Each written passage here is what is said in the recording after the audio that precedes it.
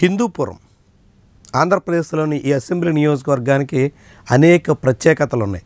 అందులో ముఖ్యమైనది తెలుగుదేశం పార్టీ ఆవిర్భావం నుంచి ఇప్పటి వరకు ఒక్కసారి కూడా ఓటమి పాలు కాని అసెంబ్లీ స్థానం.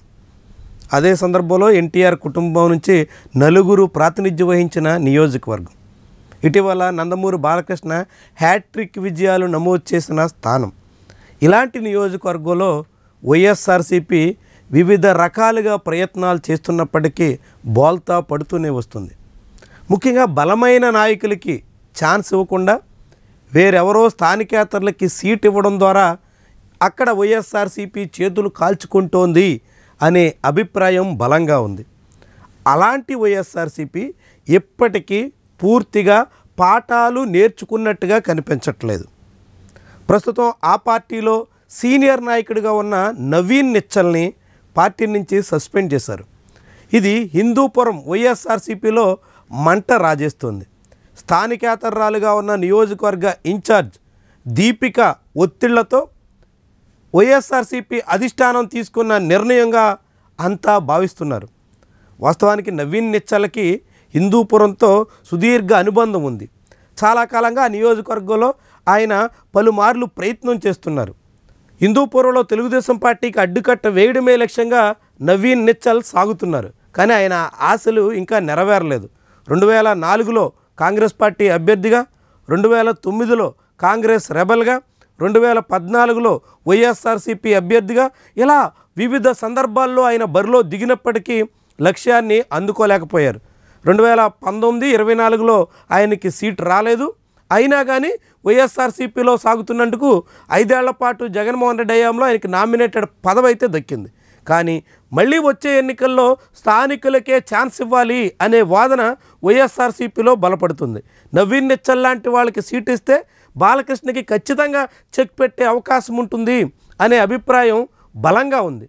ఇలాంటి తరుణంలో నవీన్ నిచ్చల్ సొంతంగా ప్రయత్నాలు ముమ్మరం చేస్తుండడం ఇప్పుడు ఇన్ఛార్జిగా ఉన్న నాయకురాలకి, ఆమె కుటుంబ సభ్యులకి గిట్టడం లేదు. దీంతో నవీన్ నిచ్చల్ని అడ్డు తొలగించుకునే ప్రయత్నంలో భాగంగా ఆయన మీద వైఎస్ఆర్సీపీ అధిష్టానానికి ఫిర్యాదుల పరంపర నడిచింది. చివరకు వైఎస్ఆర్సీపీ అధిష్టానం నవీన్ నిచ్చల్ మీద సస్పెన్షన్ వేటు వేస్తూ నిర్ణయం తీసుకుంది. ఇది వైఎస్ఆర్సీపీ హిందూపురం అసెంబ్లీ నియోజకవర్గంలో కొత్త సమస్యలు తెచ్చిపెట్టేలా కనిపిస్తోంది.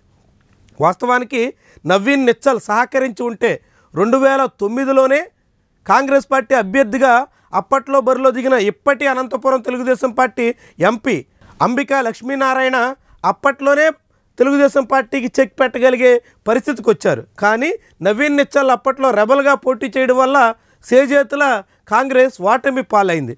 ఇప్పుడు నవీన్ నిచ్చల్ని మళ్ళీ వ్యతిరేకంగా మార్చుకుంటూ నవీన్ నిచ్చల్ లాంటి వాళ్ళ సహకారాన్ని అందుకోవలసినటువంటి సమయంలో ఆయన్ని దూరం పెడుతూ వైఎస్ఆర్సీపీ మరోసారి పాత కథను పునరావృతం చేసే పరిస్థితికి వస్తుందా అనే అభిప్రాయం బలపడుతోంది. హిందూపురంలో కూడా బాలకృష్ణ వరుసగా 3 సార్లు గెలిచినప్పటికీ నియోజకవర్గానికి ఏమీ చేయలేదని, నియోజకవర్గం మీద పెద్దగా శ్రద్ధ పెట్టడం లేదని, బాలకృష్ణ అనుచరులు ఇతరులు యథేచ్ఛగా దందాలు నడిపిస్తున్నారని ఇలాంటి అనేక అభిప్రాయాలు బలపడుతున్నాయి. ఇలాంటి తరుణంలో బలమైనటువంటి నాయకత్వాన్ని రంగంలోకి దింపి ఉన్న పార్టీ బలమంతా ఏకతాటిపై ఒక పట్టుపడితే వచ్చే ఎన్నికల్లో బాలకృష్ణకి చెక్ పెట్టే ఛాన్స్ ఉంటుంది అన్నది సగటు వైఎస్ఆర్సీపీ కార్యకర్త అభిమతం. కానీ అందుకు విరుద్ధంగా ఆ పార్టీ అధిష్టానం సీనియర్ నాయకులను కూడా పక్కన పెట్టేస్తూ స్థానికంగా బలమైనటువంటి వాళ్ళని కాదని మొత్తంగా పార్టీని బలహీనపరిచే ప్రయత్నం చేస్తున్నారా అనే వాదన బలంగా వినిపిస్తోంది. దీంతో ఇప్పుడు హిందూపురం వైఎస్ఆర్సీపీ రాజకీయాలు మరోసారి వేడెక్కుతున్నట్టుగా కనిపిస్తున్నాయి. అక్కడ పట్టు సాధించాల్సిన దశలో వైఎస్ఆర్సీపీ పట్టు కోల్పోయే పనులకు పూనుకుంటున్నట్టుగా కనిపిస్తోంది. అధిష్టానం ధోరణి, అక్కడ నియోజకవర్గ ఇన్ఛార్జిగా ఉన్నటువంటి నాయకురాలి వైఖరి ఇవన్నీ కలిసి ప్రస్తుతం విపక్షంలో ఉన్న వైఎస్ఆర్సీపీ పుట్టి ముంచే రీతిలో ఉన్నట్టుగా అంతా అంచనా వేస్తున్నారు.